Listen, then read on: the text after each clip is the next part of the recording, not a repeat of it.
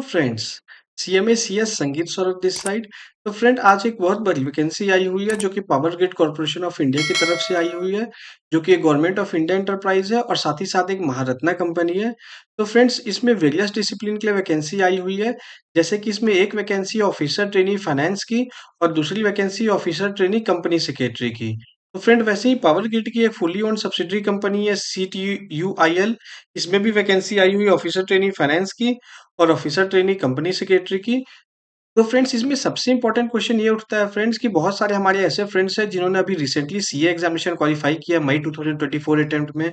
तो वे लोग एलिजिबल इसे अप्लाई करने के लिए है या नहीं है। तो फ्रेंड्स आप वीडियो में बने रहें, मैं आगे आपको बताऊंगा विथ प्रूफ कि आप लोग एलिजिबल है कि नहीं, और उस हिसाब से फिर आप लोग अगर आपकी कैंडिडेचर अगर बनेगी तो फिर definitely you could apply for it.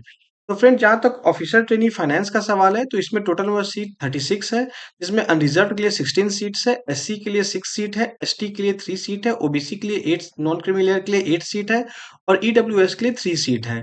उसी प्रकार से ऑफिसर ट्रेनी कंपनी सेक्रेटरी के लिए टोटल नंबर ऑफ सीट 3 है, जिसमें से कि 2 सीट जो है वो अनरिजर्व्ड के लिए है और 1 सीट शेड्यूल्ड कास्ट के लिए है।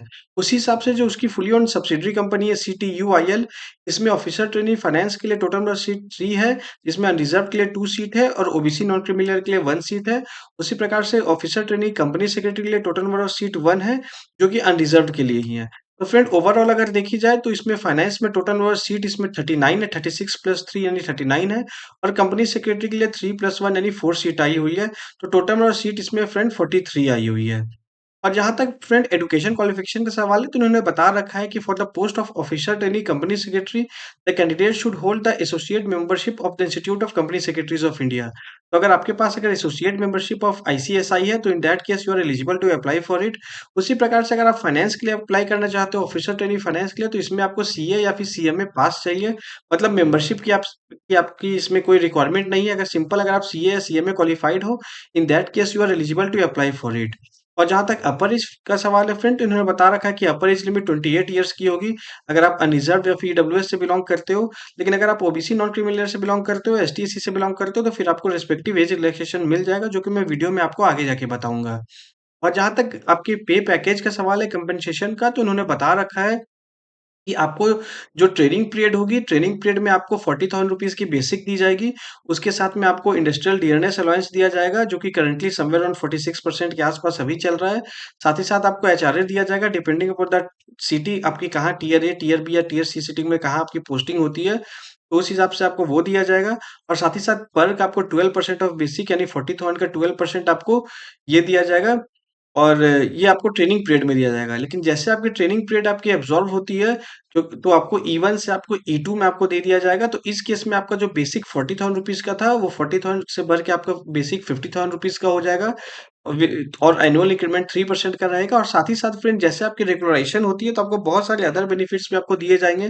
जैसा इन्होंने बता रखा है कि जैसे आप देख सकते हो, आपको बेसिक है, DA है, परक्यूसेट है, तो बहुत सारी चीज़ फ्रेंड्स आप रिक्रूटमेंट नोटिफिकेशन आप देख सकते हो, आपको बहुत सारे एडिशनल बेनिफिट आपको दिए जाएँगे।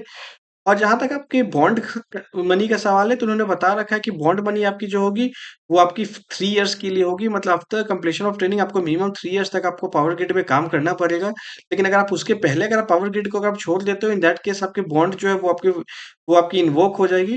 तो इन्होंने बता रखा है कि अगर अनरिजर्व्ड कैटेगरी से बिलोंग करते हो, या फिर अगर आप ओबीसी नॉन क्रीमिलियर से बिलोंग करते हो, या फिर अगर आप ईडब्ल्यूएस से बिलोंग करते हो, तो इन दैट केस आपको 5 लाख रुपीज का आपको बॉन्ड एग्जीक्यूट करना पड़ेगा in favour of power grid. और अगर आप ST/SC से बिलोंग करते हो, या फिर अगर आप PWD हो, इन दैट केस आपको 2.5 लाख रुपए का आपको बॉन्ड एग्जीक्यूट करना पड़ेगा in favour of power grid corporation of India limited. और जहां तक आपके ऑनलाइन एप्लीकेशन फी का सवाल है तो ₹500 आपकी ऑनलाइन एप्लीकेशन फी अगर आप रिजर्व से बिलोंग करते हो, या फिर ईडब्ल्यूएस से बिलोंग करते हो, या फिर ओबीसी से बिलोंग करते हो। हालांकि अगर आप ST/SC से बिलोंग करते हो, PWD से बिलोंग करते हो, या एक्स सर्विसमैन हो, या डिपार्टमेंटल कैंडिडेट हो, in that case you are exempted from the payment of application fee. और फ्रेंड जैसा कि मैंने आपको पहले ही बताया था कि आपको एज रिलैक्सेशन मिलेगा अगर आप रिजर्व कैटेगरी से बिलोंग करते हो। तो इसमें जो अपर एज लिमिट 28 ईयर्स की थी अगर आप अनरिजर्व से बिलोंग करते हो, या फिर ईडब्ल्यूएस से बिलोंग करते हो। लेकिन अगर आप ओबीसी नॉन क्रीमिलियर से बिलोंग करते हो तो आपको 3 इयर्स का एज रिलैक्सेशन मिल जाएगा। मतलब कि अगर आप 31 इयर्स के हो तो भी आप अप्लाई कर सकते हो। आप अगर ST/SC के अगर हो तो आपको 5 इयर्स का एज रिलैक्सेशन मिल जाएगा। मतलब अगर आप 33 इयर्स के हो तो भी आप अप्लाई कर सकते हो और अगर आप पीडब्ल्यूडी से बिलॉन्ग करते हो तो आपको 10 इयर्स का एज रिलैक्सेशन मिल जाएगा। मतलब कि अगर आप 38 इयर्स के भी हो तो भी आप इस पोस्ट के अगेंस्ट में आप अप्लाई कर सकते हो। और फ्रेंड्स जहाँ तक आपके सिलेक्शन प्रोसेस का सवाल है तो उन्होंने बता रखा है रिक्रूटमेंट नोटिफिकेशन में कि सबसे पहले आपकी रिटन टेस्ट होगी जो कि ऑनलाइन आपकी कंप्यूटर बेस्ड टेस्ट होगी। उसके बाद जो लोग रिटन टेस्ट में जो लोग क्वालिफाई करेंगे उन्हें फिर बुलाया जाएगा ग्रुप डिस्कशन के लिए, बिहेवियरल असेसमेंट के लिए और पर्सनल इंटरव्यू के लिए उन्हें बुलाया जाएगा। तो इन्होंने बता रखा है कि जो आपका रिटन टेस्ट होगा वो भी 2 पार्ट में बाइफरकेटेड होगा। एक आपकी प्रोफेशनल नॉलेज टेस्ट होगा जो कि पीकेटी जो कि 120 क्वेश्चंस होंगे और जो 1 मार्क्स ईच के होंगे और आपके दूसरे जो आपके एग्ज़ामिनेशन होंगे वो आपके एग्ज़ीक्यूटिव एप्टीट्यूड टेस्ट ईएटी जो कि 50 क्वेश्चन्स होंगे। तो फ्रेंड्स ये प्रोफेशनल नॉलेज वाले टेस्ट तो वही है जो कि आपने सीए, सीएमए में आपने पढ़ रखा होगा, ये वही वाले मैक्सिमम टॉपिक वगैरह होंगे। लेकिन जो एग्ज़ीक्यूटिव एप्टीट्यूड टेस्ट है इसमें फ्रेंड्स आपको reasoning, mathematics, data interpretation, English वगैरह जो एक जनरल जो स्टडीज़ वगैरह होती है, जीके, जीएस वगैरह वो सारी चीज़ इसमें कवर अप हो जाएँगे। और इसमें आपको 1 मार्क्स आपको एलोकेट किया जाएगा सही आंसर का और 1/4 यानी 0.25 नंबर आपका माइनस कर दिया जाएगा नेगेटिव मार्किंग अगर आप जवाब देते हो तो।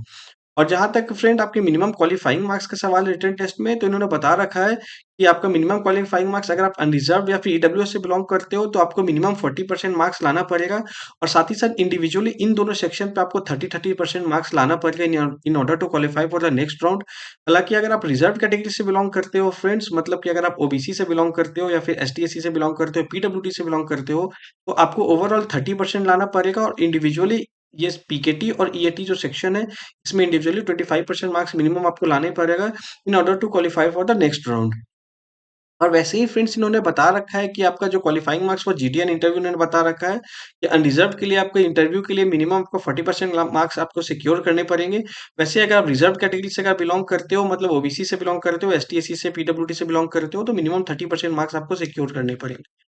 और जहाँ तक टोटल टैबुलेशन का सवाल है तो उन्होंने बता रखा है कि आपका जो रिटन टेस्ट होगा कंप्यूटर बेस्ड टेस्ट वो 85% वेटेज कैरी करेगा, ग्रुप डिस्कशन 3% वेटेज कैरी करेगा और 12% जो है आपका पर्सनल इंटरव्यू वो वेटेज कैरी ऑन करेगा। तो फ्रेंड्स इसमें सबसे इंपॉर्टेंट यही है कि आप रिटन टेस्ट में आप मैक्सिमम मार्क्स सिक्योर करो क्योंकि 85% यहीं पर है। तो सबसे पहले टारगेट आपका यही होना चाहिए क्योंकि यहाँ पे अगर आप अच्छे नंबर अगर ले आते हो, तो फिर आपका जो है बहुत हद तक आपने रिस्क को मिटिगेट कर लिया। यहाँ पर आपके थोड़े नंबर कम भी अगर आते हैं, तो भी चल सकते हैं, प्रोवाइडेड आपने रिटन टेस्ट में काफ़ी अच्छा नंबर स्कोर कर रखा हो। और इन्होंने एक बात और बता रखा है कि जो आपका इंटरव्यू जो होगा फ्रेंड, उसमें आपका जो लैंग्वेज जो होगा, उन्होंने बता रखा है कि either that could be English और Hindi as per the comfort of the candidate. अगर आप हिंदी में कंफर्टेबल हो, तो आप हिंदी पे आप इंटरव्यू फेस कर सकते हो। अगर इंग्लिश में हो, तो आप इंग्लिश में कर सकते हो। तो language is not a barrier, language के कारण आपको कोई प्रॉब्लम क्रिएट नहीं होंगे। और जहाँ तक टेस्ट सेंटर का सवाल है, तो इन्होंने बता रखा है फ्रेंड्स कि टोटल इसमें 9 टेस्ट सेंटर है। तो आप देख लें अपने नियर बाय टेस्ट सेंटर जैसे दिल्ली एनसीआर हो गए, मुंबई हो गए, बैंगलोर, कोलकाता, तो ये सारे आप देख लें एग्जामिनेशन फॉर्म फिल करने के सामने। तो जो भी आपके जो नियर बाय एग्जामिनेशन सेंटर होगा, उसे आप सिलेक्ट करके आप इसके ऑनलाइन एप्लीकेशन आप फाइल कर सकते हो। तो इन्होंने बता रखा है कि ऑनलाइन एप्लीकेशन इसकी आज ही स्टार्ट हुई है, यानी आज ही इसकी रिक्रूटमेंट नोटिफिकेशन आई है, यानी 17th ऑफ जुलाई 2024 और closing date of application is 7th of August 2024। तो इस बीच में जाके आप इसका ऑनलाइन एप्लीकेशन आप फाइल कर सकते हो। और फ्रेंड्स इन्होंने एक बात और इन्होंने बता रखा है कि जहाँ तक इम्पोर्टेंट डेट का सवाल है, जो सबसे इम्पोर्टेंट बात जो मैं आपसे डिस्कस करने जा रहा था इससे रिलेटेड कि आपकी ऑनलाइन एप्लीकेशन जो है वो स्टार्ट हो रही है 17th ऑफ जुलाई 2024 आज शाम 5 बजे से, यानी ऑलरेडी ये स्टार्ट हो चुकी है।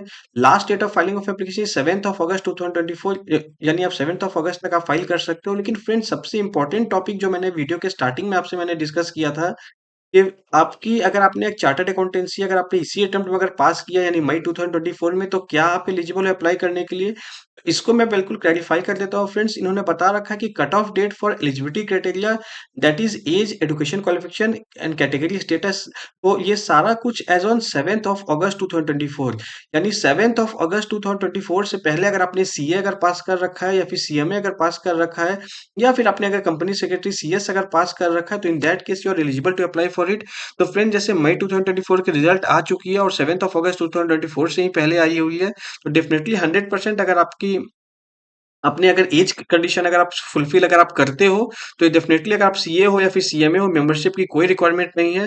अगर तो आप आराम से अप्लाई कर सकते हो। मोस्ट इंपोर्टेंट सीए जो इस अटेम्प्ट में जिन्होंने पास किया वो आराम से इसमें आप अप्लाई कर सकते हैं। तो फ्रेंड्स एक बार अपनी एलिजिबिलिटी क्राइटेरिया को आप देख ले।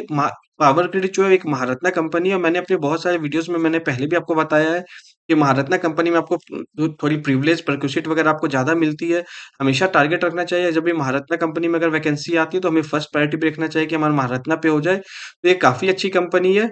तो फ्रेंड्स अपनी एलिजिबिलिटी क्राइटेरिया को आप देख लो, अगर आप एलिजिबल हो, अगर आप चार्टर्ड अकाउंटेंट हो, अगर आप कॉस्ट एंड मैनेजमेंट अकाउंटेंट हो या फिर अगर आप कंपनी सेक्रेटरी हो, तो ये बहुत अच्छी अपॉर्चुनिटी है फ्रेंड। एक बल्क वैकेंसी आई हुई है। Definitely you should try for it. इसमें आपकी सिलेक्शन अगर हो जाती है तो there could be nothing better than this, क्योंकि आपकी बहुत रेयरली आप महारत्ना कंपनी है जिसमें वैकेंसीज आप मेजरली आप देखो, पावर ग्रिड ही ऐसी कंपनी है जिसमें हर साल वैकेंसी आती है, या फिर कोल इंडिया ऐसी है लगभग 2-3 साल में एक बार आती है। इसके अलावा जो majority of the Maharatna companies में वैकेंसी काफ़ी कम आया करती है। तो फ्रेंड्स ये काफ़ी अच्छी अपॉर्चुनिटी आपके पास है। अगर आप अच्छे से प्रिपरेशन करते हो तो इसमें आप डेफिनिटली निकाल सकते हो। फ्रेंड्स मैं फ्यूचर में भी मैं कुछ वीडियोज़ मैं इस पे लेके आऊँगा, पावर ग्रिड में आपको कैसे प्रिपरेशन वगैरह करनी है। तो मैं उसमें बाद में वीडियो लेके आऊँगा, लेकिन फिलहाल के लिए फ्रेंड्स एक बार अपनी आप एलिजिबिलिटी क्राइटेरिया को आप देख लो।